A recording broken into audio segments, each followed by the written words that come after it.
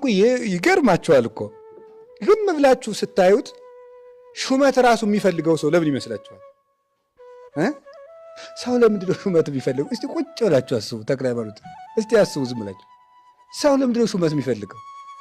ምንም እኮ ለምን እንደሚፈልገው እኮ ያውቀው። ለምን እንደሚፈልገው እኮ ቢያውቀው ሰው በሹመት አይጣላም ነበር።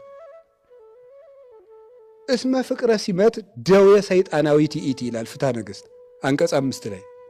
የሹመት ፍቅር ሰይጣን ያላማው ደዌ ነው ይላል። ሰይጣን ያመጣው በሽታ ነው የሹመት ፍቅር። ያንን ሹመት እንዴ ሰዎች እንዴ ሹመት እንደሚፈልጉ አታውቁ?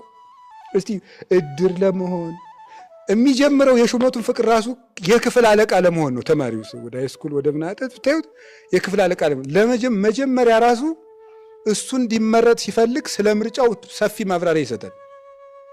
እንደዚህ አይነት ሰው ብንመርጥ ጥሩ ነው፣ ጥሩ አድርጎ የሚመራል ልምድ ያለው ራሱን ነው በመስፈርት አሟልቶ የሚነገር ማለት ነው። ከዚያ በኋላ ማስታወቂያ እየነገረው ሰዎች እንግዲህ እሱን እንምረጠው ብሎ ይመርጡታል።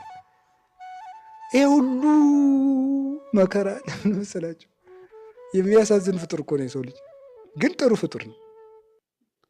ለምንድን ነው ሹመት የምንፈልገው? እስኪ በሉ ሁላችሁ በሉ። ለምን ይመስላችሁ የምንፈልገው?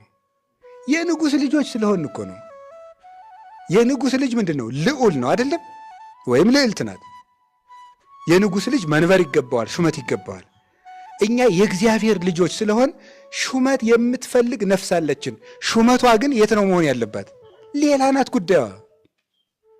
በሚፈርስ ቤት ለምን መሾም ትፈልጋለህ? በሚፈርስ ቢሮ ለመሾም ለምን ይጠማሃል? የማይሾም ቦታ